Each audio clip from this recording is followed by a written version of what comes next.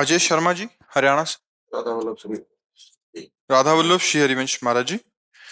महाराज जी, क्या गर्भ धारण के बाद माता पिता दोनों नाम जप करें तो इससे होने वाली संतान भागवतिक होगी, या फिर वो संतान अपनी खुद की किस्मत या कर्म लेकर आएगी? नहीं, इसका प्रभाव पड़ता है गर्भस्थ शिशु पर।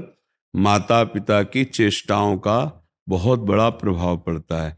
देखो, इसका प्रमाण है।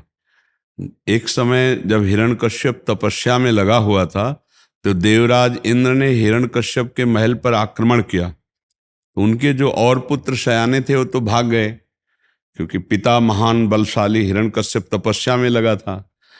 अब उन्होंने खोज की तो कयाधु जी मिली, उनकी पत्नी जो गर्भवती थी। तो देवराज इंद्र ने विचार किया है तो हिरण्यकश्यप का वीर ही, तो ये भी राक्षसी स्वभाव का ही होगा, इसको चलो ले चलो स्वर्गलोक, और जब गर्भ स्रवित होगा तब उस गर्भ को मार देंगे और कयाधु को छोड़ देंगे।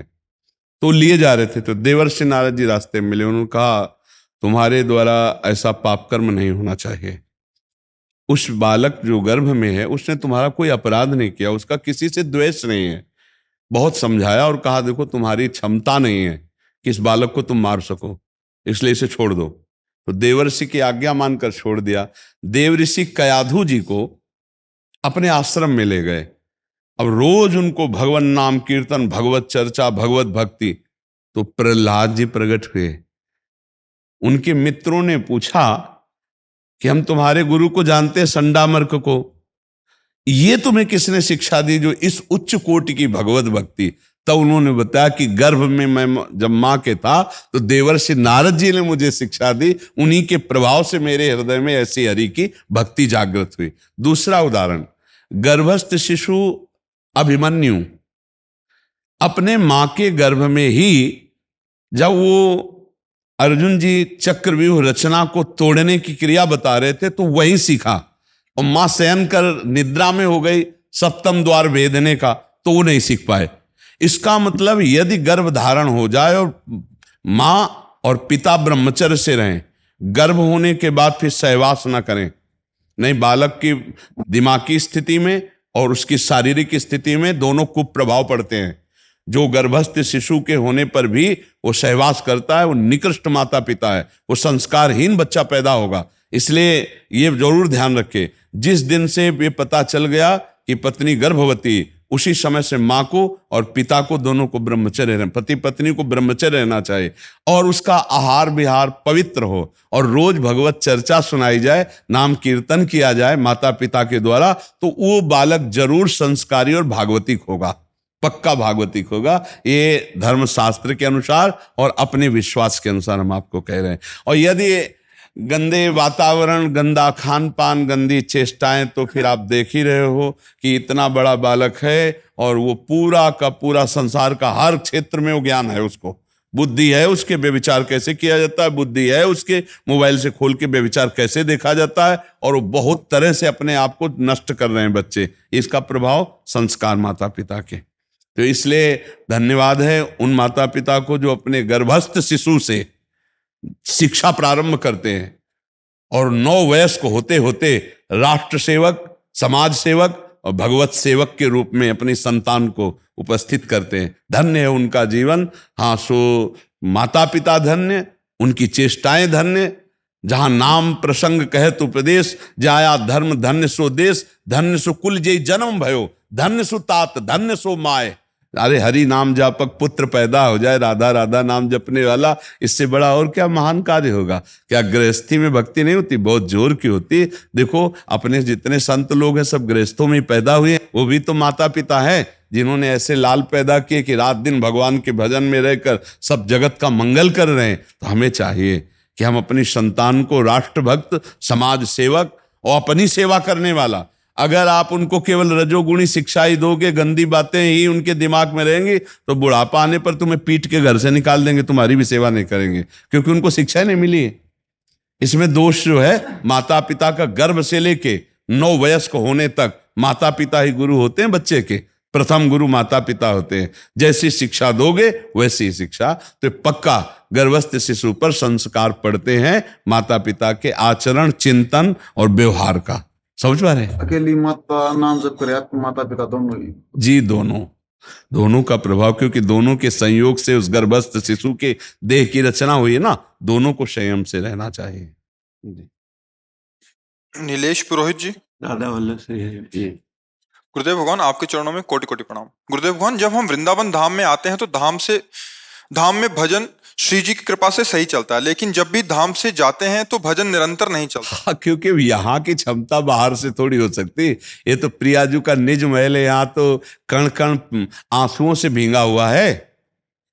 गोपीजनों से लेकर अभी तक कितने प्रेमी यहाँ रो रो करके भूमि को पावन किए हैं, आपको पता है। प्रेम आंसुओं से भींगी हुई ये भूमि है। प्रिया प्रीतम के अनुराग में डूबे हुए रसिक जनों के द्वारा ये रोए हुए, ये भूमि में आंसू मिले हुए। तो यहाँ तो परमाणु है ही है प्रिया प्रीतम के। अब यहाँ जैसा भजन बराबर, ये तो असंभव है, ये तो असंभव है। अब संभव कैसे हो? अगर यहाँ की रज शरीर में लगी है और ठाकुर का रोज चरणामृत पी रहे हो और रोज संतों का नाम स्मरण करो, संतों के चरित्र सुनो, तो भजन होने लगेगा।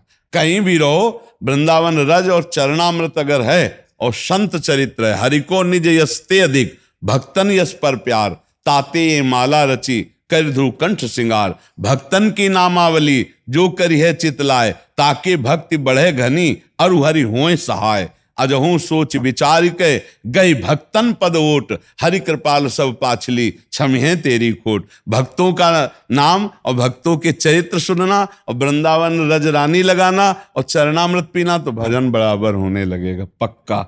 नहीं ऐसे तो फिर परमाणु संसार के अलगे हैं। जो हम देखते हैं, जो सुनते हैं, वही चिंतन होता है। और बाहर भजन का देखना सुनना थोड़ी, यहाँ तो सब भजन ही भजन है। यहाँ चलत फिरत सुनियत यह श्री राधा वल्लभ लाल, ऐसे वृंदा विपिन में बसत रहो सब। यहाँ तो चलते फिरते राधा राधा, हवा में राधा राधा हो रहा है। राधा यशो मुखर मत खगावली के, यहाँ के पत्ते और पशु पक्षी सब राधा राधा बोल रहे हैं। यहाँ तो यहाँ की महिमा, तो ये धाम है ना, यहाँ तो हजारों वैष्णव जन ऐसे जिनको तुम जानते भी नहीं हो, तुम्हें छू गए, तुम्हारा भजन बढ़ गया है। ऐसे कितने संत जन हैं जिनके दर्शन कर लिए। आप जान, मान लो सब्जी लेने तुम जा रहे हो तो संत भी तो जा रहे हैं सब्जी लेने, अब वो मिलेंगे। अब इतना बिना किसी भी चाहत के उनके दर्शन हो गए। कौन कितना भजनानंदी कैसे जाना जाए? तो धाम की बराबरी तो हो ही नहीं सकती। यहाँ तो हर कदम पे ठाकुर जी विराजमान है। नहीं, कदम कदम पे, घर घर पे ठाकुर सेवा हो रही। ये वाक्य भी हरि है, राधा वल्लभ, राधा गोविंद, राधा दामोदर, कितने ठाकुर जी विराज। यहाँ की समानता तो हो ही नहीं सकती। पर यदि हम यहाँ जैसा भजन करना चाहें तो भक्तों का आश्रय चरण रज और चरणामृत ये जरूर करवाता रहेगा, क्योंकि सब कोई वृंदावन खंड वास तो नहीं कर सकता। पर रज रानी ले जाओ, कहीं से भी रज ले लो, यमुना जी से ले लो, वृंदावन से ले लो, गिरिराज परिक्रमा से ले लो, और रोज नहा के अपने शरीर में लगाओ, तिलक लगाओ, चरणामृत पियो और भक्तों की नामावली, भक्त चरित्र सुनो। देखो भजन बढ़िया बनेगा। भजन तो कृपा से बनता है, कृपा से ही भजन बनता है। तमन्ना जी अहमदाबाद से। राधे राधे महाराज जी, आपके चरणों में कोटि कोटि प्रणाम। महाराज जी, जब हमें हर गलत कर्म का हिसाब किताब यहीं पर देके जाना है तो क्या हम... ये किसने कहा यहीं पर देके जाना है? ऐसा तो नहीं कहा गया कि पूरा यहीं पर दे के जाना, नहीं, यहाँ से लाद के ले जाना है। यहाँ तो जैसे आपको बताते हैं, बिल्कुल ऐसा पक्का समझना। जब आप चोरी करने गए, आपको मन ने कहा कि चोरी करना पाप है, दंड मिलेगा, तो आपकी बुद्धि ने कहा नहीं आप ऐसे चोरी कर लो। फिर जब पकड़े गए तो पुलिस घर से पीटती ले जाती है ना थाने तक, फिर थाने में अच्छी धुलाई होती है, फिर ठीक ठाक करके उनको लिए जज के सामने पेश किया जाता है। तो इतनी जो सजा हुई वो कोई सजा में नहीं मानी जाएगी, सजा तो अभी जज देगा। क्यों? ये जो लाठी चली, गाली मिली, पिटाई हुई थाने में, ये तो ब्याज में है, ये सजा में नहीं है। सजा तो वहां जज देगा, अब नहीं, फिर वो सजा भोगो। ऐसे ही ये जो पाप का यहां तुम्हें दिखाई देता है, ये ब्याज है, सजा तो नरक में मिलेगी। इसीलिए यही डर ही डर हरिवंश हित, जिनो भ्रमय गुण सलिल पर, जी नामन मंगल लोक त्यों सुहरि पद भजो न विलंब कर। इसीलिए कहते हैं नाम जप कर लो, गलती सबसे हो जाती है, नाम जब गलती मिटा देगा, पाप को नष्ट कर देगा। और नियम लो कि जिन पापों से हमारा मन मलिन हुआ वो मैं दोबारा कभी पाप नहीं करूंगा, और नाम जप करोगे तो सारे पाप नष्ट हो जाएंगे। सच्ची मानना। देखो जैसे कहते हैं शरीर तो यहीं छूट जाता है, फिर दंड किसको मिलता है? तो शरीर तो स्वप्न में भी यहीं पड़ा सैया में होता है, और जब स्वप्न में थप्पड़ और डंडा चलते तो चीख पड़ते हैं लोग, नहीं चीख पड़ते? और ना कोई डंडा होता है ना कोई पिटाई होती है। और बोले क्या है, क्या हुआ? अरे बोले आप स्वप्न देख रहे थे। नहीं, शरीर तो यही था सैया पे, और पिटाई किसकी हो रही थी? तुम्हारी हो रही थी, और तुम पिट रहे थे और कोई पीटने वाला नहीं था, तब तुम चीख पड़े। और जब नरक में वास्तविक पीटने वाला पीटेगा तब फिर क्या होगा? तो इसीलिए हम कह रहे पाप कर्म मत करो, ये चतुराई में मत रहो कि यही सब भोगना पड़ता है। नहीं नहीं भैया, वो तो पुलिस जो घर से डंडा शुरू किया वो अलग थे, जो वहां थाने में मारे बंद किले के अंदर, थाने के अंदर, वो अलग थे। लेकिन जब न्यायाधीश के सामने गए, अब उस कर्म का न्याय होगा। अभी तक तो ब्याजे में ठोकते रहे। तो ये बात हमारी पक्की मान लेना, यदि पापाचरण करोगे तो नरक में जो मिलेगा वो हिसाब होगा, और यहां जो तुम्हें ठकुराई किए, पाप किए, उसकी जो ठोकर मिलेगी वो यहां ब्याज है, पक्का समझो। यहां हिसाब किताब पूरा नहीं होता, पूरा तो यमराज के दरबार में होता है। जैसे पिटाई होने के बाद जज के सामने बढ़िया सुधार के कपड़े खड़े किए जाते हैं, और फिर वहां न्याय होता है कि 10 साल की सजा, की फांसी की सजा, या कुछ जुर्माना या दंड, वो होता है निर्णय। अगर यहां हो गया आपको सजा तो आप बच गए, और बहुत से ऐसे कर्म जिनका कोई दंड नहीं मिला, अब वो फल फूल करके नरक हमको भुगवाएंगे। इसीलिए नाम जप कर लो, जिससे नाम संकीर्तनम यस्य सर्व पाप प्रणाशनम, सारे पापों का नाश भगवान का नाम कीर्तन करता है। समझ पा रही सकी? ये भूल में मत रहेला कि शरीर तो यहाँ छूट गया, हिसाब किताब, दंड किसको भोगना पड़ेगा? तुम्हें। जैसे शरीर स्वप्न में सोया हुआ सैया पे बिल्कुल ज्ञान नहीं है, पर स्वप्न में जो हमें दुख सुख मिलता है वो भोगना पड़ता है। जब जगते हैं तब वो झूठा नजर आता है। ऐसे ही एक यातना देह मिलता है नरक का, फिर उसको वहां मरना नहीं होता, वहां भोगना होता है। जो लोग यहां दूसरे का मांस खाते हैं ना, भागवत में पढ़ के देख लेना, नोच नोच कर उन्हीं का मांस खवाया जाता है, कोल्हू में पेरा जाता है। मरना तो वहां है नहीं, और ये होगा, पक्का होगा। इसीलिए राधा राधा राधा तो बच जाओगे, बच जाओगे। श्री जी बड़ी करुणामयी है, वो क्षमा कर देगी, बहुत करुणामयी। और हम सबसे गलती होती है, कुछ गलतियां ऐसी हैं जो केवल अपने लोग ही जानते, दूसरा नहीं जानता। ना उनका दंड मिला है और ना प्रायश्चित हुआ है, वो जमा है, उनको भोगना पड़ेगा। इसीलिए नाम जप कर लो, उनको भस्म कर दो, नाम जप से भस्म हो जाएगा। बहुत बढ़िया अभी कृपा है कि आप सुन पा रहे हो, आप समझ पा रहे हो, आपको साधु समागम मिल रहा है। इसलिए राधा राधा राधा, बड़ी कृपामयी हमारी लाडली अलवेली सरकार है। देखो, पिता से ज्यादा दुलार माँ का होता है, ध्यान रखना। पिता अगर पीट रहा हो तो माँ दौड़ के बचा लेती, नहीं बचा लेती? तो ऐसे ही अनंत माताओं जैसा दुलार हमारी लाडली जी में है। इसीलिए मतलब हमको राधा राधा राधा राधा राधा राधा जब पुकारा तो लालजू भी प्रसन्न और लाडली जो भी प्रसन्न। इसीलिए सर्वसार हम वृंदावन वासियों का राधा राधा राधा राधा राधा। श्यामदास जी बरसाना से। श्यामदास राधे राधे महाराज जी, आपके चरण कमलों में दंडवत प्रणाम। महाराज जी, आपकी कृपा से 4-5 वर्षों से आपका सत्संग मिला, सत्संग की कृपा हुई, परमार्थ के रास्ते में चलने का उत्साह और आनंद, भगवान को पाने की भूख बढ़ी सत्संग से।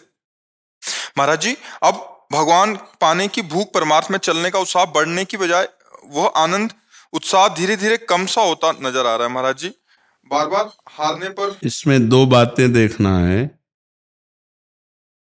एक तो जब हमारा भजन बढ़ता है तो अहंकार क्षीण होता है, तो ये अनुभूति कमजोर होने लगती है कि मैं बहुत भजन कर रहा हूँ। एक भजन की असंतोष वृत्ति उदय होती है, लगता है जैसा भजन होना चाहिए वैसा नहीं। पर इसमें कोई त्रुटि नहीं होती, इसमें कोई शास्त्र विरुद्ध आचरण नहीं होते, पर उसका अहम गलित होता है। तो उसकी दैन्यता हर समय उसके अंदर असंतोष पैदा करती भजन में। और भजन और भजन और त्याग और प्रेम, ऐसी चाहत होती। ये तो मंगल में है, इसमें कोई संशय या प्रश्नवाचक चिन्ह नहीं होना चाहिए।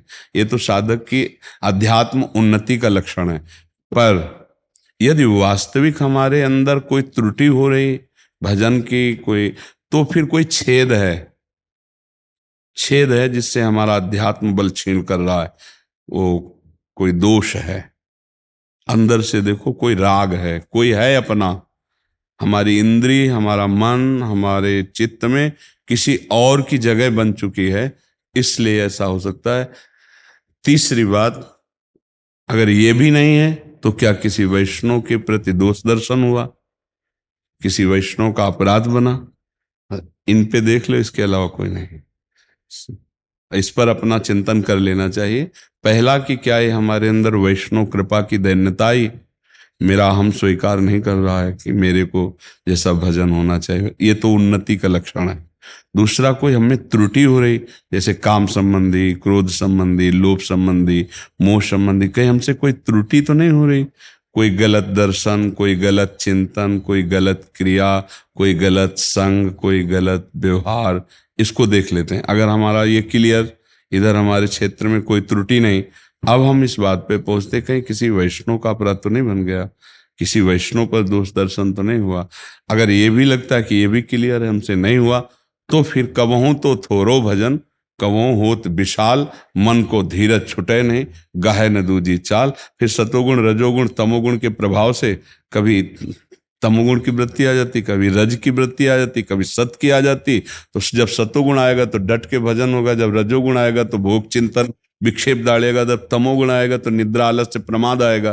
तो हमको ये देखते रहना है, पूरे साधन में चौकसी करना है कि ये त्रुटि तो नहीं है, ये गुणों के प्रभाव से है, या अपराध तो नहीं है, या हमारे भोजन का प्रभाव है, या हमारे संग का प्रभाव। ऐसे साधक बड़ी सावधानी से अपने को निरीक्षण करके और अपने को सुरक्षित आचार्य गुरु आज्ञा पर चलाकर भगवत प्राप्ति करता है। तो इसमें आप लोग देख लीजिए, आपको अगर जहां भी त्रुटि लगे, जिस पॉइंट पे, उसको हम सुधार कर लेते हैं, क्योंकि सुधारना ही साधना है।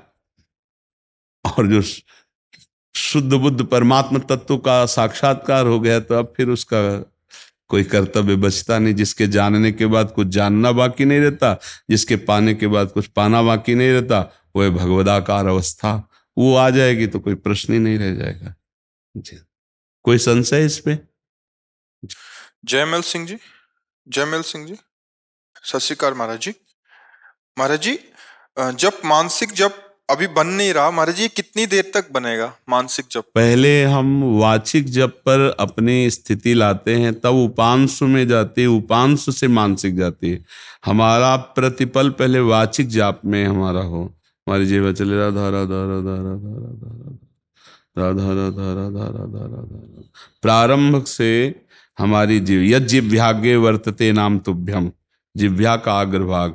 फिर थोड़े दिनों में ही आप देखेंगे कि ओठ बंद होने लगे और नाम चलने लगा।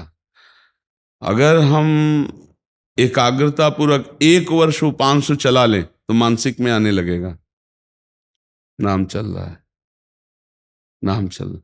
पर यह तभी संभव है जब हमारा आहार शुद्ध हो और संग शुद्ध हो। आहार गलत है और संग गलत है तो फिर नहीं हो पाएगा। आहार पहले देखो, किसी भी तरह का असात्विक आहार नहीं होना चाहिए, सात्विक आहार होना चाहिए। आहार ठीक है आपका? आपका आहार, आपका प्रश्न है? मेरे भांजा जी हैं, बाहर रहते हैं, उनका प्रश्न है जी। आहार शुद्ध है? आहार शुद्ध है जी, बिल्कुल शुद्ध है। मतलब में मांस, अंडा, मछली, ये चीजें नहीं आहार में होनी चाहिए, और न खान पान में वो मदिरा आदि का ऐसा प्रयोग, और हाथ और संग सही हो, तो बस फिर नाम चलने लगेगा। पहले कुछ समय तक वाचिक ध्यान दे, फिर उपांशु, तब मानसिक में। और की मंशा है कि हम बहुत देर से कर रहे हैं, लेकिन वो मानसिकता लगातार ध्यान नहीं बन रहा, बीच बीच में टूटता है ध्यान का। असल बात वो कब वो सामने होना, अध्यात्म का प्रश्न सामने से उत्तर लेने में ज्यादा अच्छा रहता है, क्योंकि जब दृष्टि पड़ती है और जब हम प्रश्न करते हैं तो अपनी स्थिति का सामने वर्णन करते हैं। अन्यथा आप जितना वो सुने उतना ही तो आप उत्तर उनका देंगे। अगर उनको कभी सौभाग्य मिले और श्रीधाम वृंदावन लाडली जी की कृपा से आवे और सामने प्रश्न करें, तो ज्यादा उनको उत्तर सटीक मिल पाएगा। तो हमें लगता है नाम जब करते हुए नाम में जो आंतरिक उन्नति नहीं दिखाई देती है, उसके कारण वो हमको जब संबोधन में बताएंगे, जब हम प्रश्न करेंगे तब वो समझ पाएंगे। वो कृपा करके कभी सामने उपस्थित हो तो ज्यादा अच्छा रहेगा।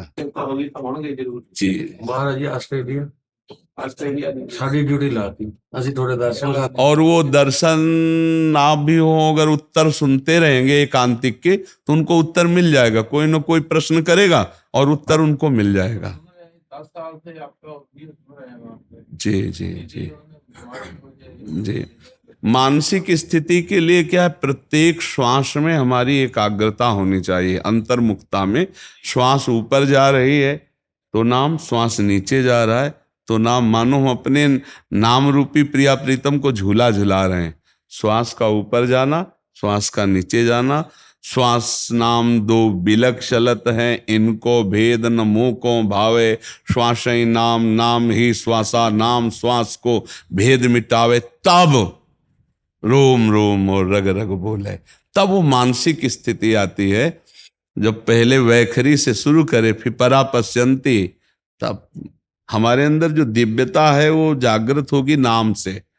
अब अन्य विषयों का भोग होता रहे, मनमानी आचरण होते रहे और नाम जब भी होता रहे तो अनुभव नहीं होगा। धर्म पूर्वक जब भगवत समर्पित विषय प्रसाद रूप हो और कुछ भी अच्छा ना लगे, एक बार हम नाम का स्वाद लेने के लिए अधर्माचरणों पर पूरी की पूरी रोक लगा दें तो कुछ समय में ही नाम का प्रकाश होने लगता है। थोड़ा मतलब साधु संग अनिवार्य है। भजन न होई संग बिनु, और भजन बिना नहीं प्रेम। अगर भजनानंदी जनों का संग न हो तो भजन में रुचि मिटाने के लिए माया बहुत हवाएं चलाती रहती है। थोड़ा सत्संग में भजन की रुचि हुई, फिर कुसंग हो गया तो भजन में अरुचि भी हो जाएगी। इसलिए भजन न होई संग बिनु, भजन आनंदी संतों का जरूर सानिध्य। तो साल 6 महीना में ऑस्ट्रेलिया से धाम आ जाया करें। हमारे ब्रज धाम में एक से एक प्रेमी महाभागवत हैं। संतों के चरणों में बैठने से हमारी भागवतिक बैटरी चार्ज होती है, आध्यात्मिक, और उसी से डट के भजन करने की हिम्मत आती। नहीं तो मन जो है विषयों की आकर्षण वृत्ति में इंद्रियों को लेकर गिरा देता है। प्रायः साधक यही सफल हो जाता है। मन विषयों का आकर्षण करके इंद्रियों में गिरा देता है तो उत्साहहीन हो जाता है साधक कि अब यार इतना सब करते हुए भी आनंद नहीं हो, हम विषय सेवन कर रहे हैं। अगर संत संग मिला तो फिर नवीन उत्साह होता है और वो विषयों को परास्त करके आगे निकल जाता है। नाम में ही प्रेम छुपा हुआ है। प्रेम मूल यह नाम है, प्रेमी रसिक जपत यह नाम। प्रेम मगन निज बन विश्राम। जितना नाम जप करोगे उतना ही प्रेम जागृत होगा प्रभु के प्रति, अपनापन। और जब नाम जप नहीं होता तो शरीर के प्रति अपनापन, शरीर संबंधियों के, शरीर भोगों के प्रति अपना। नाम जपने से बहुत लाभ मिलता है। वो मानसिक ना हो पाए तो उपांशु जपे, उपांशु ना हो पाए तो वाचिक जपे। राधा राधा राधा राधा राधा, कृष्ण कृष्ण कृष्ण कृष्ण कृष्ण कृष्ण। जितना नाम जपेगा उतना ही। नाम का मतलब उसमें कोई फल की कमी नहीं होती कि आप वाचिक जप रहे हैं तो मानसिक वाले को ज्यादा लाभ, ऐसा कुछ नहीं है। अरे भाव भी ना हो तो भी नाम फल देता है। भाव को भाव न खालसऊ, नाम जपत मंगल दिस। नाम तो चीख चीख के, चिल्ला चिल्ला के जप सकते हो, उसका बड़ा नाम होता है। जैसे हम राधा राधा कृष्ण कृष्ण कृष्ण कृष्ण, तो प्रभु के नाम का इतना विशाल प्रभाव कि जितनों के कान में पड़ेगा उतनों के पाप नष्ट करेगा। भगवान नाम में बड़ी महिमा है जी। योगेश अग्रवाल जी, योगेश जी जी गुरुदेव, आपके चरणों में कोटि कोटि नमन। गुरुदेव, शरीर नाशवान है, फिर इस देह से इतना मोह क्यों हो जाता है? अज्ञान, अज्ञान ये भगवान की माया का, अविद्या का ऐसा प्रभाव है कि बिल्कुल मैं शरीर नहीं हूं, लेकिन यही लग रहा मैं ही हूं। नहीं लग रहा? देखो बातें चाहे जितनी बनाई जाए, असलियत में हृदय से जांच के देखो तो यही लगता है शरीर मैं हूं। नहीं लगता? मैंने ये खाया, मैंने ये पिया, मैंने ये किया, और वो सब कुछ नहीं है आपका। खाना पीना प्राणों का धर्म है, भोगना देखना सुनना इंद्रियों का धर्म। ये अज्ञान के कारण ऐसा हो गया है। तो इसी अज्ञान को मिटाने के लिए गुरु शरणागति होती है। अज्ञान तिमिरांधस्य ज्ञानांजन शलाकया चक्षुरुन्मीलितमेन तस्मै श्री गुरुवे नमः। गुरु चरणों की रज को माथे पे धर के जब हम आराधना करते हैं तो हमारे अंदर ज्ञान जागृत हो जाता है। ज्ञान तो है लेकिन वो जागृत नहीं। जैसे आपको ज्ञान है मैं शरीर नहीं हूं, आपको ज्ञान है कि अधर्म है, लेकिन आप रोक नहीं पा रहे हो, वही अधर्म कर रहे हो और आप इसी शरीर में हर समय ममता किए बैठे हो। ये अज्ञान है। ये गुरु चरणों की आराधना से नष्ट होता है, और किसी से, चाहे जितना शास्त्र पढ़ लो, चाहे जो साधन कर लो, नहीं। यह पक्की बात कहते हैं, गुरु की आराधना के बिना देहाभिमान गलित नहीं होता है। साधना करोगे आपका अहम पुष्ट होगा, मैं 20 साल से ही हूं, लेकिन भगवत प्राप्ति नहीं होगी, क्योंकि अहम है। और गुरु कृपा पात्र को कभी अहम नहीं होता, उनके संगति से, उनके चरण रज के प्रताप से अहंकार मिटिया मेट हो जाता है। तभी चाहे शिव बिरंच सम होई, गुरु बिनु भव निधि तरह न कोई। तो किसी गुरुदेव का वरण करो, किसी महापुरुष का आश्रय लेकर या उनके मंत्र उपासना का आश्रय लेकर खूब, तभी अज्ञान नष्ट होगा। तब अज्ञान तिमिरांधस्य ज्ञानांजन शलाकया चक्षुरुन्मीलितम येन, जहाँ ज्ञान नेत्र प्रकाशित हुए, अज्ञान नष्ट हुआ, तो जैसे ये मेज अलग, जैसे माइक अलग, ऐसे शरीर अलग दिखाई देता है, अंदर से दिखाई देता है। बंदों गुरुपद कंज कृपा सिंधु नर रूप हरि, महामोह तम पुंज जासु बचन रवि का। आजकल सिद्धि इसीलिए प्राप्त नहीं हो रही, भगवत सिद्धि, गुरु आराधना नहीं है। साधक मनमानी में लगा है, स्वतंत्र होकर अहम पुष्टता में लगा है, गुरु चरणों की आश्रय वृत्ति नहीं, गुरु के सामने अहम को गलित नहीं किया गया, उनकी लंगोटी नहीं धो गई, उनकी ठोकर नहीं खाई गई, उनकी डांट नहीं खाई गई, तो अहम बना हुआ है, इसलिए कोई विशेष लाभ नहीं।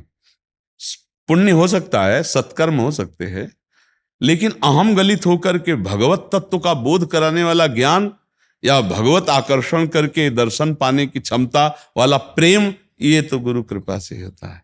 कोई किसी गुरु के लाडले में ये जागर, गुरु मेहरबान तो चेला पहलवान, काम क्रोध लोभ मोह मदमस्त सबको परास्त करता चला जा रहा है। सच्ची कहते हैं, पूरे जीवन की सार बात है, सब कुछ ठीक चलने पर भी अहंकार नहीं सुधरा, वो और पुष्ट हुआ। और जब गुरु ने घन का प्रहार किया, वचन रूपी घन का, तब ठीक हुआ। ये अहंकार गुरु कृपा से नष्ट होता है। जैसे हमको ये बहुत अच्छा लगता है, गुरुद्वारे में जैसे जाते हैं ना, गुरु साहब, गुरु ग्रंथ साहब, वहां पादुका की सेवा करते हैं ना, जोरी सेवा।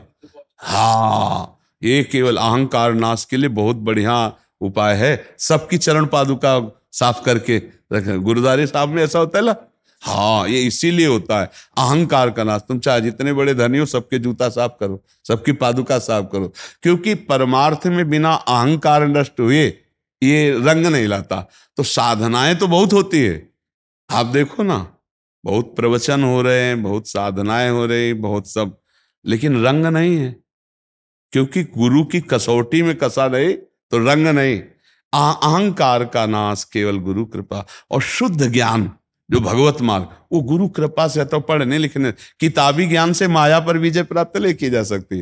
वो गुरु दृष्टि से जो ज्ञान प्राप्त होता है, उसी से माया पर विजय प्राप्त की जाती है। रमेश जी प्रयागराज से। राधे राधे। प्रातस्मरणीय गुरुदेव, आपके चरणों में कोटि कोटि नमन। गुरुदेव, आपसे से मिलने की उत्कट इच्छा थी, जिसे प्रभु ने पूरा किया। वैसे भी मन जब उद्विग्न होता है, महाराज श्री प्रवचनों को यूट्यूब के माध्यम से आपके सुनता हूं, पूरी शांति मिलती है। आप श्री कर्म के विषय में जो विशद व्याख्या करते हैं वो बहुत व्यापक है। महाराज श्री, निवेदन है कि 2 शब्द कर्म के विषय में। देखो, कर्म, निषिद्ध कर्म, अकर्म और कर्म योग, इसका थोड़ा अलग अलग विषय है। कर्म यदि शास्त्र विरुद्ध करते हैं तो निषिद्ध कर्म बन जाता है। यदि हम शास्त्र से युक्त करते हैं तो हमारा सिर्फ कर्म बनता है, शुभ कर्म। अगर उसे भगवद अर्पित कर देते हैं तो अकर्म हो जाता है, वो फल प्रदान करने वाला नहीं बनता, वो बांधने वाला नहीं बनता। तो हमारा हर कर्म भक्ति योग से युक्त हो, सब में भगवत भावना करके, पत्नी में भी, पुत्र में भी, परिवार में भी, समाज में। जो भगवत भावना का मतलब होता है जो अपनी इष्ट भावना है, वो भावना करके कर्म करें। शरीर से हमारी सेवा बन रही, यहाँ भी वही प्रभु है, यहाँ भी वही प्रभु है, यहाँ वो भी प्रभु है, तो ये योग हो गया। अगर हम भगवत चिंतन करते हुए कर्म करते हैं तो उसे योग कहते हैं। तेसाम सतत युक्ता नाम भजताम प्रीतिपूर्वकम ददामि बुद्धि योगम तम एन मामुपयांति ते। जब हमारा चिंतन भागवती होता, अच्युत भावना होती, और कर्म प्राकृतिक होता है तो वो कर्म योग बन जाता है, क्योंकि हमारा चिंतन भागवतिक है। जब हमारा चिंतन विषय चिंतन होता है और शास्त्र विरुद्ध आचरण, तो कर्म पाप कर्म निषिद्ध कर्म बन जाता है। जब हमारा चिंतन धर्म होता है और शास्त्र सम्मत, तो शुभ कर्म बन जाता है, लेकिन वो भगवत प्राप्ति लायक नहीं होता। शुभ कर्म भी बाधक होता है, भगवत प्राप्ति लायक होता है भगवत चिंतन करते हुए, भगवत प्रसन्नता हेतु कर्म करना, और उस कर्म को कर्ता भाव रहित होकर भगवान के चरणों में समर्पित कर देना, कर्म के परिणाम में सम रहना, सुख दुखे समय कृत्वा लाभा लाभो जया जयो, वो कर्म भगवत प्राप्ति करा देगा। और ज्यादा समझ में ना आवे तो राधा राधा राधा राधा राधा राधा राधा राधा इस पर ध्यान दे दो, सब भस्म हो जाएंगे, सब नष्ट हो जाएंगे। नाम संकीर्तनम यस्य सर्वपाप प्रणाशनम। फिर हृदय जहां शुद्ध हुआ तो अपने आप समझ में आ जाएगा, थोड़ा प्रकाश तो हृदय में पहुंचे। नाम जप नाम कीर्तन बहुत जरूरी किसी भी मार्ग का पथिक हो। अभी पीछे कुछ महीने पहले एक संत भगवान काशी से आए थे, आपकी ही जैसी अवस्था थी, बहुत ईमानदार सच्चे संत थे, ईमानदार साधना के विषय में। उन्होंने अपनी बात खोल के कही, मैं अमुक अमुक सब साधन करता हूं, वेदांत पढ़ता हूं, लेकिन विश्राम नहीं है। तो उनकी कुछ प्रश्न उत्तर होकर जब बातें समझे तो उनका महाराज जी एक जगह त्रुटि है और इस त्रुटि को ऐसे से ऐसे संभाल लो। उनका हाँ है, उनका इसको संभालिए। और जो संभाले तो कल आए थे, हम तो नहीं पहचान पाए, क्योंकि अब ऐसे एक भागवतिक दृष्टि से ऐसे सब देखे, बस ऐसे अपनापन करके जैसे देखना होता तो पहचान बनती है। तो जब उन्होंने कहा कि हमका अच्छा, हमका हाँ ध्यान आ गया, बोले इतना आनंद मुझे है, क्योंकि आनंद कहीं आना नहीं है, आपका स्वरूप ही आनंदमय है। आप अपने स्वरूप को विस्मृत होके अगर जागतिक चिंतन में रुपया पैसा भंडारा नाना प्रकार, फिर ये बाहरी क्रियाएं आनंद नहीं दे सकते। आपका चिंतन कहां है? या तो शून्य हो और या फिर सच्चिंतन हो, दो बातें हो। या तो इतना चिंतन करके अचिंत अवस्था को प्राप्त हो गए तो प्रश्न ही नहीं बनता है, और या फिर संसार के चिंतन से रहित होने के लिए प्रणव दिया जाता है, मंत्र दिया जाता है। कोई भी मार्ग हो मंत्र तो दिया जाता है ना। देखो जल को कहीं भी छोड़ो नीचे ही जाएगा, ऊपर चढ़ाने के लिए यंत्र की आवश्यकता है। ऐसे मना कष्टान इंद्रियाणि प्रकृति स्थान कर सके, तो इसको ऊपर चढ़ाने के लिए गुरु मंत्र देता है। कोई भी संप्रदाय हो, किसी भी गुरु से मिलो, वो आपको कहेगा ये जपो, ये चिंतन करो, ये महावाक्यार्थ विचारिता, ये चिंतन करो, चिंतन इसमें लगाओ। चिंतन शुद्ध आनंद में मगन हो गए। कुछ न बने कर्म, ये आंतरिक कर्म संभाल लो, चिंतन वाला ये सूक्ष्म शरीर से होता है। अगर चिंतन सही हो गया तो सब सही हो गया। कर्म तो सब लोग कर रहे हैं, लेकिन बहुत से पाप कर्म हो रहे हैं, बहुत से शुभ कर्म हो रहे हैं, तो इनसे आनंद थोड़ी प्राप्त होने वाला है। कर्म योग से आनंद प्राप्त होगा। भगवत चिंतन, नाम चिंतन करो और सबको सुख पहुंचाने की चेष्टा करो। कर्म तो कर रहे हैं सुख लेने के लिए, इसीलिए सब बंध रहे हैं। सुख देने के लिए कर्म करो और नाम जप करते हुए करो, अभी आनंद के। आनंद कहीं आना जाना नहीं प्रभु, आनंद का स्रोत हो, आनंद के समुद्र हो आप, सुख राशि चेतन अमल सहज सुख। ये जो दो करके सवाल लगाने के लिए है, ये सवाल हल होने पर अवशेष एक ही बचता है,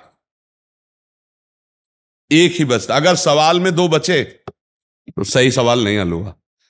जीवन भर केवल एक ही सवाल हल किया जाता है, एक ही आना चाहिए आपके, पूरे सवाल का उत्तर एक होना चाहिए। एक एको ब्रह्म द्वितीयो नास्ति, बस एक। जैसे भक्ति में ब्रह्म नहीं, माया नहीं, नहीं जीव नहीं काल, अपनी ही सुधि ना रही, एक रहे हो नंद लाल, एक बस आप। तो चाहे आप वो एक ही है। और जहां दो है मैं और तू, तो मैं और तू उसमें अविद्या है, पक्का है। मैं और तू, तेरा और मेरा, ये अविद्या के शब्द है। या तो तू ही तू, मैं को खो जाए तो तू तू तू तू सब वही हो गया, मैं खत्म, मैं लीन हो गया तो बचा तू। एक सवाल हल हुआ। ये भक्ति से होता है। और ज्ञान, तू का लय मैं में, जो बोलो सो मैं ही है। गोविंद बोलो, हरि बोलो, शिव बोलो, जो बोलो मैं। इतना विशाल मैं को जागृत किया, चराचर अनंत ब्रह्मांड उसी मैं में खत्म। इतना चराचर जगत को तू में, तू ही तू, बस। और जहां मैं और तू, वही झंझट है। और जहां मैं शुद्ध, वो ज्ञानी, और जहां तू शुद्ध केवल तू, वो परम प्रेमी। अपने भी शुद्ध ना रही, एक रहे नंदलाल। और उसमें मैं, केवल मैं के आगे कुछ भी जुड़ा तो अभी अशुद्ध है। कुछ भी जुड़ा, केवल मैं और केवल है, ये स्थिति होती है। केवल है, कुछ भी जुड़ा मिलावट आ जाएगी। है ये नहीं है, वहां भी है। ये नहीं है, वहां भी है। वो है। लेकिन सवाल जब शुरू करते हैं तो ब्रह्म सत्यम जगन मिथ्या से शुरू करते हैं। व्यतिरेक ये नहीं है, मतलब वहां भी है, नहीं है ना। तब बाद में जब सवाल हल होता है तो आता सर्वम खलविदम ब्रह्म, सब वही है। बहुत आनंद का विषय। हमारा कर्म योग बने। केवल कर्म से हमारा उद्धार नहीं होने वाला, कर्म योग से बने। कर्म तो हमें बांधने वाले हैं। शुभ कर्म सोने की जंजीर से बांधने वाले, और अशुभ कर्म लोहे की जंजीर से बांधने वाले। बंधे तो दोनों से भैया, हमारे को मुक्त होना है। तो क्या करें? शुभ अशुभ दुर्ग विध्वंस बल, तब जयति जयति जय। पहले शुभ अशुभ की गोदाम में आग लगे, वो होगा गुरु कृपा से जो मंत्र मिलता है, नाम मिलता है, उसका भजन करते हुए शरीर से सत चेष्टाएं करना। सत चेष्टाओं का कर्ता भाव भी ना रहे, इसलिए उसे गुरु अर्पित करना, भगवद अर्पित करना। इसी से बंधन मुक्त हो जाता है। महाराज श्री, ये शबीना है। अच्छा ये लखनऊ से आई है, ना देख सकती है ना चल सकती है। सुन सकते हैं ना? सुन सकती आ है। जाओ बच्चा, आ जाओ। कुर्सी नजदीक ले, कुर्सी नजदीक। स्वागत है आपका। आप वृंदावन में आए, बहुत इच्छा थी। मैंने कहा मैं आपको हम एक चुनरी श्री जी की अभी उड़ाते हैं। मैं आपका दर्शन करने आई हूँ। मैंने बहुत सुना है आपके विषय में। जी और मैं भजन गाती हूँ, जी। तो मैं आपका एक लाइन हाँ बिल्कुल सुना दी, सुना। और मैं वैसे भी बचपन से ही कृष्णा जी का भजन गाती हूँ, पर बिल्कुल। अभी मैं राम जी का। हाँ सुना दीजिए। ऑन कर दीजिए इसका। ओके, मैं पूरा लाइन बोलूंगी। महाराज, मैं आपका प्रणाम करती हूँ। मैं लखनऊ से आई हूँ आपके दर्शन करने, क्योंकि मैंने आपके विषय में बहुत कुछ सुना है, तो आपका आशीर्वाद लेने आई हूँ। और मैं भजन गाती हूँ, तो आपको एक लाइन सुनाना चाहती हूँ। हे रोम रोम में बसने वाले राम, हे रोम रोम में बसने वाले राम, जगत के स्वामी है अंतर्यामी, मैं तुझसे क्या मांगू, मैं तुझसे क्या मांगू। हे रोम रोम में बसने वाले राम, आस का बंधन तोड़ चुकी हूँ, तुझ पे सब कुछ छोड़ चुकी हूँ। आस का बंधन तोड़ चुकी हूँ, तुझ पे सब कुछ छोड़ चुकी हूँ। नाथ मेरे मैं क्यों कुछ सोचूं, नाथ मेरे मैं क्यों कुछ सोचूं। तू जाने तेरा काम, जगत के स्वामी है अंतर्यामी, मैं तुझसे क्या मांगू। बहुत सुंदर, बहुत सुंदर। महाराज जी, इसके पिता ने बहुत गरीब परिवार में, हाँ मैं पिछले 9 साल से केयर टेकर हूँ। बहुत सुंदर, बहुत सुंदर। आपको मैंने एक ये भी दुपट्टा दीजिए कि आप ऐसी बालिका का सहयोग किया। जी, जी। हाँ बिल्कुल, आप उसको एक बस दुपट्टा। आप आशीर्वाद हमें दीजिए बहुत- महाराज जी, ये इसी से कुछ पारिश्रमिक पाती है, तो इसका और तो कुछ है नहीं महाराज जी। लाने का यही है। जी जी। और नाम जप करते रहिए अंदर ही अंदर। आज नाम महाराज जप जी करते हैं आप? करते हाँ, हैं, मैं गाती हूँ रोज भजन। पर नाम जप आप करते आज से रहिए, नाम जप महाराज जरूर जी कीजिए। जी, महाराज जी बहुत बहुत आपकी बड़ी बड़ी कुर्सी से एक बार सीढ़ी से नीचे उतार दीजिए, फिर आप। हाँ, धन्यवाद धन्यवाद। अभी नाम जब भी करते हैं लोग और सत्संग भी करते हैं और अध्ययन कर रहे हैं, लेकिन फिर भी विश्वास और निष्ठा नहीं हो पाती है। गुरु चरणों की सेवा की कमी बिना गुरु चरण सेवा के विश्वास की पूर्ति नहीं हो सकती। शास्त्र स्वाध्याय सत्संग सुने और कुछ नाम जप करें और गुरुजनों की सेवा नहीं है, गुरु की आज्ञा पर नहीं है, तो पुष्टता नहीं हो सकती महाराज जी।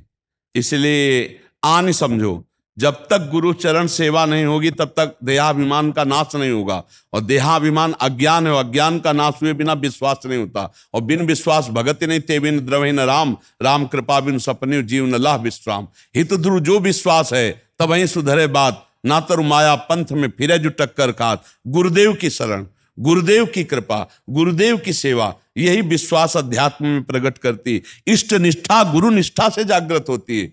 गुरु निष्ठा नहीं तो महाराज जी पढ़ने लिखने से, किताबी ज्ञान से माया पर विजय प्राप्त नहीं किया जा सकता। नायम आत्मा प्रवचने न लभ्या न मेधया न बहुना सुरतेन। तो इसमें सार बात है, ब्रह्म प्राप्त गुरु की कृपा, कृपा के बिना, गुरु सेवा के बिना, गुरु अधीनता के बिना वो विश्वास नहीं आ पाता इष्ट के प्रति, वो गुरु कृपा से।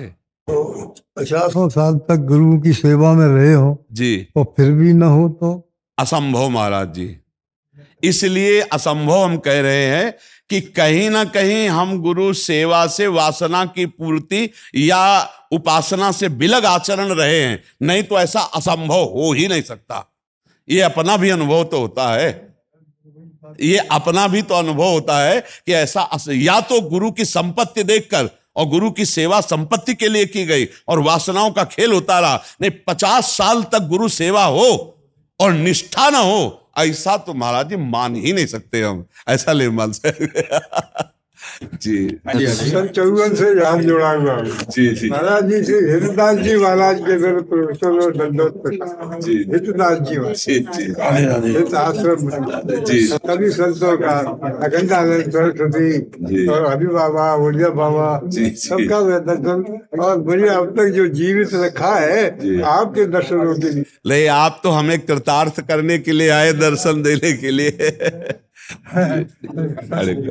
श्री महाराज श्री का महाराज सुखदेव दास जी महाराज जी, उनके भी दर्शन किए महाराज जी? आपने किए हैं। अरे महाराज मैं उनके साथ ही वाला रहा हूँ जंगलों में। मैं जी। तो संगीत का जो अभ्यास करते थे और मुझे तबला बजाना सिखाया, तो 2-2, 3-3, 4-4 घंटे हैं हम महाराज तो उनको महाराज का अभ्यास कराते हैं, उनकी शरण में रहे महाराज।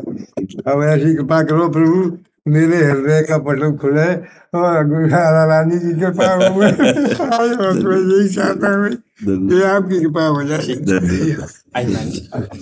धन्यवाद। जय श्री राधे श्याम। महाराज एक शब्द रह गया मेरे जिज्ञासा था, इसमें महाराज जी भगवत प्रीति में वहाँ में प्रारब्ध का क्या योग होता है? प्रारब्ध महाराज जी शरीर के सुख दुख प्रदान करता है, भजन में बाधा नहीं डाल सकता।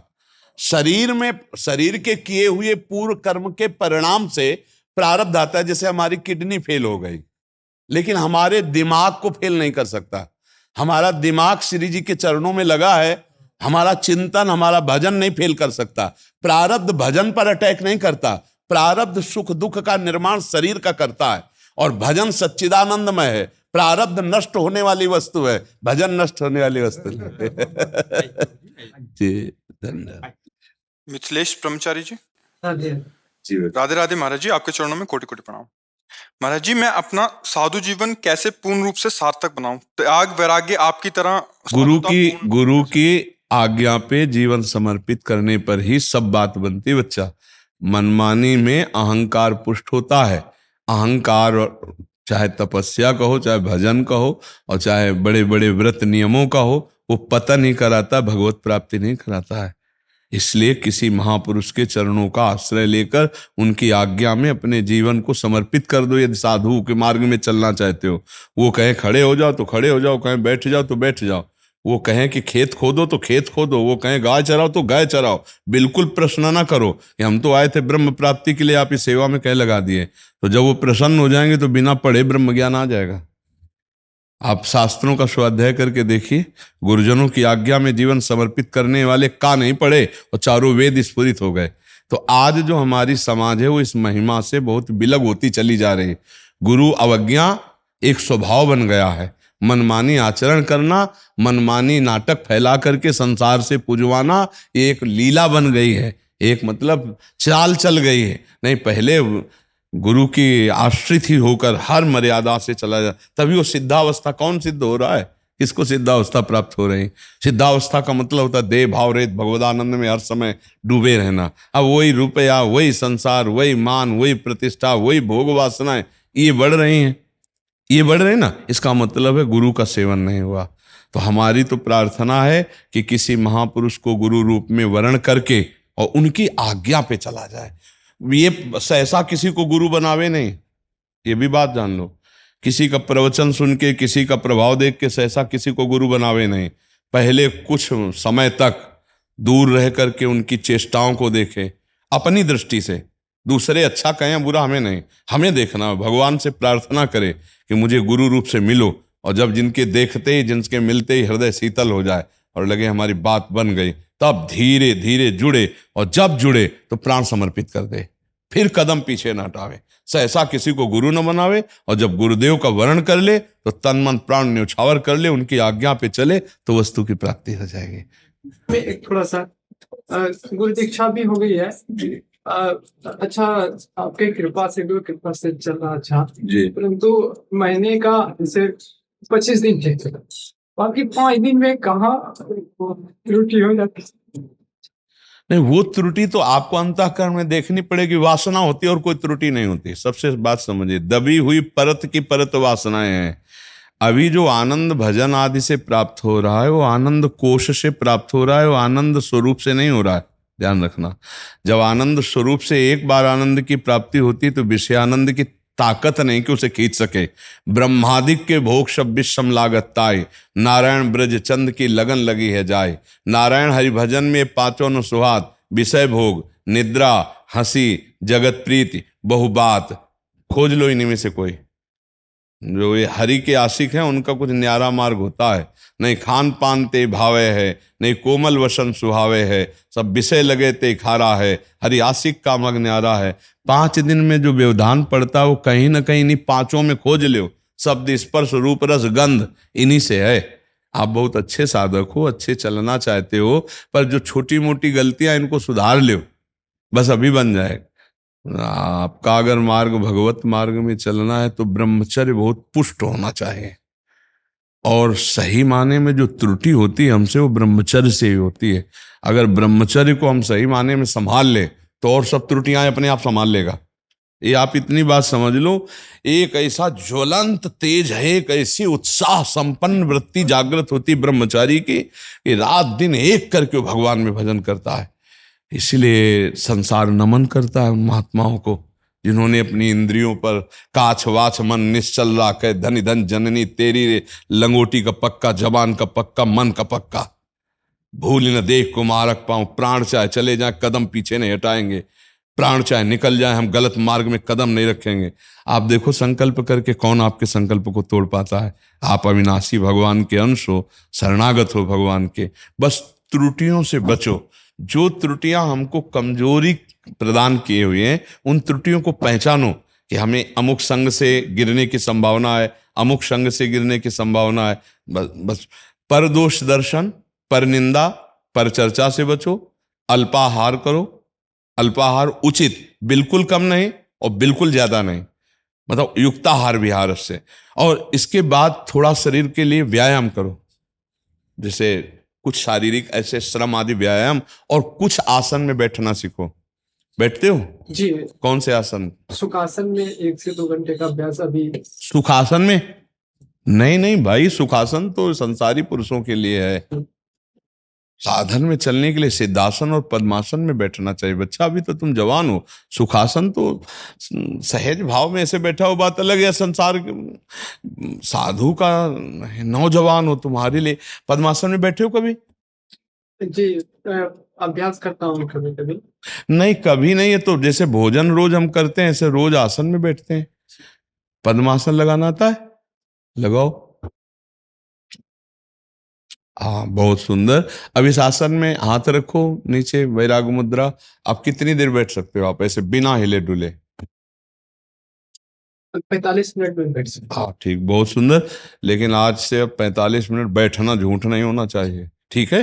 45 मिनट का अभ्यास बढ़ाते हुए धीरे धीरे एक एक मिनट का ले जाओ। ये जब यहाँ टूटने लगता है ना, दर्द होता है भीषण, उस समय आप मंत्राकार वृत्ति करो तो आपके अंदर की पूरी गर्मी बढ़ेगी, हर नस नाड़ी आपकी एकदम जागृत होगी, तभी सुषुम्ना खुलती, तभी ऊर्ध्वगामी वीर्य होता है। ऐसे थोड़ी होता है। अच्छा, सिद्धासन लगा सकते हो?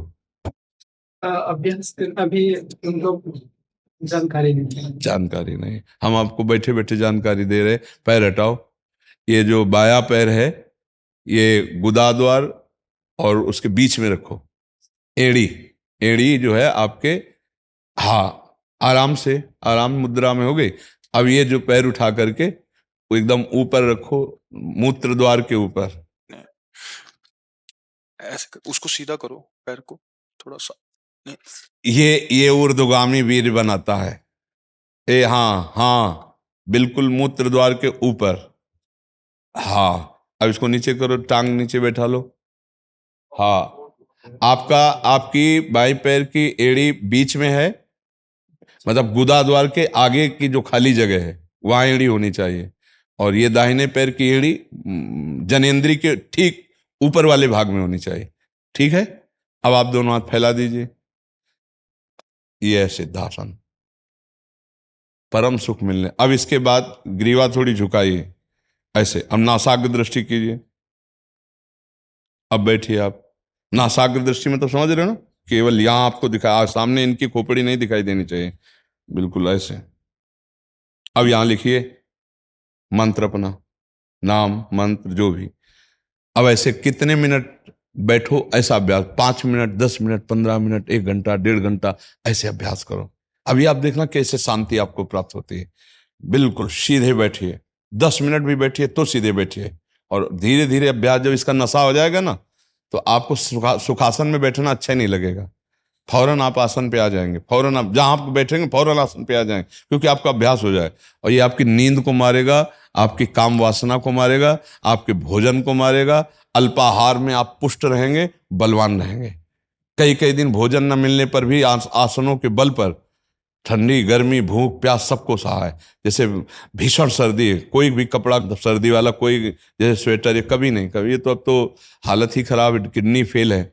ऐसे खुले आसमान में खुले बदन बैठे 3 घंटे पद्मासन में, 90 प्राणायाम, पसीना से लथपथ शरीर, सर्दी का प्रवेश, कभी हमें जुकाम नहीं हुआ। 3 बार गंगा स्नान, गंगा किनारे रहना, कई कई दिन भोजन न मिलना, लेकिन प्राणायाम और आसनों की कृपा से कभी हम निराश, हताश, उदास, कभी हम अस्वस्थ नहीं हुए। हर समय तेजों में स्वरूप रहा है उसी के बल से। तो आप जैसे आप बैठे हो ना, देखो अभी टूटने लगे अब आपके पैर, दर्द हो रहा है ना। हाँ, 3-3 घंटे इन आसनों पे बैठे, 3-3 घंटे, ऐसा लग रहा है हवा में वो बैठे हैं, ऐसी स्थिति।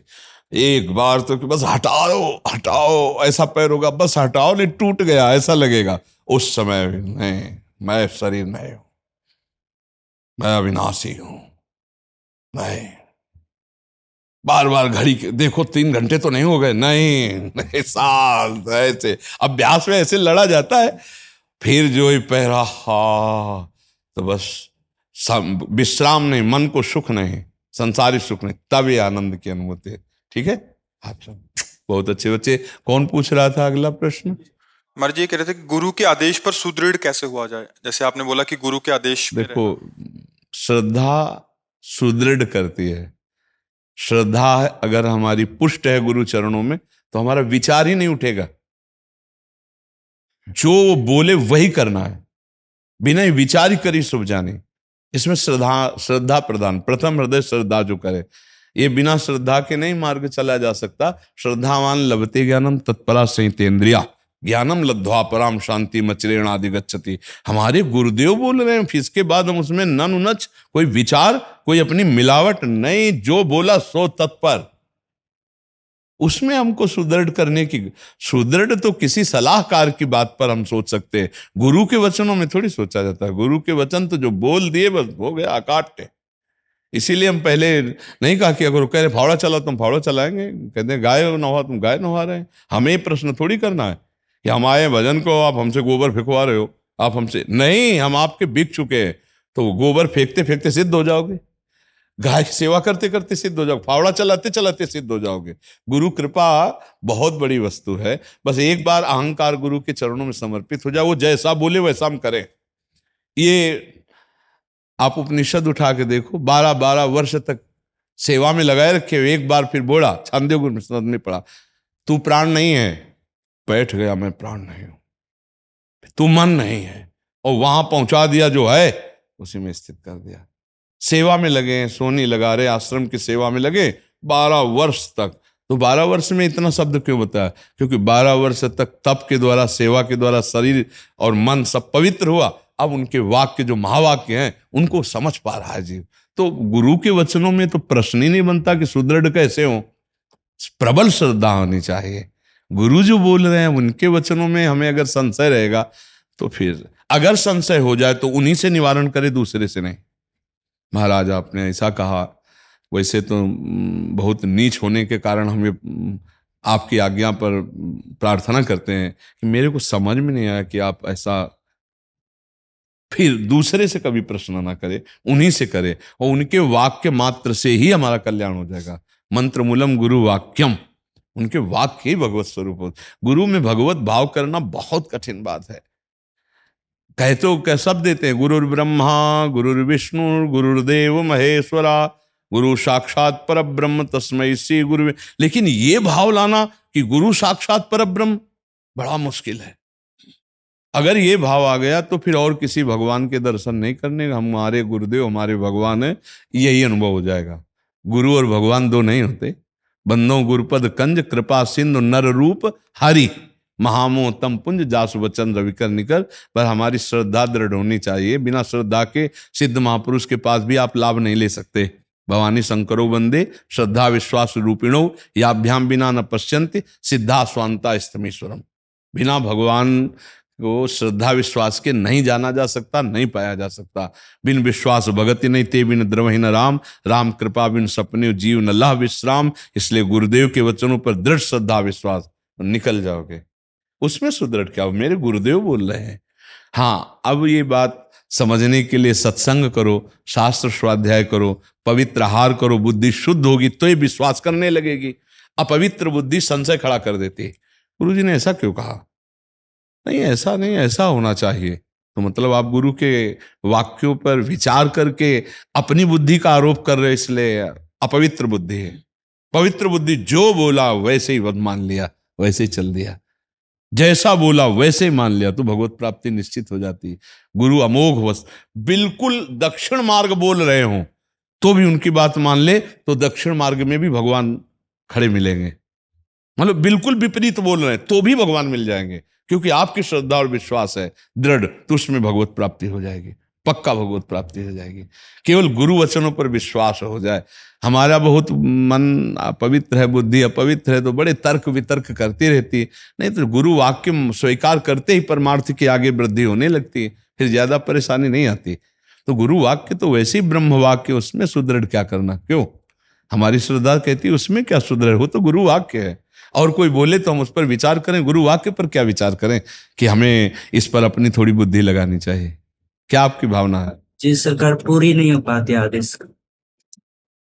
उन्हीं से प्रार्थना कीजिए कि आप गुरुदेव भगवान ऐसी मुझे सामर्थ्य दीजिए कि मैं अक्षरशः आपकी आज्ञा पर चल सकूं। उन्हीं से विनय कीजिए।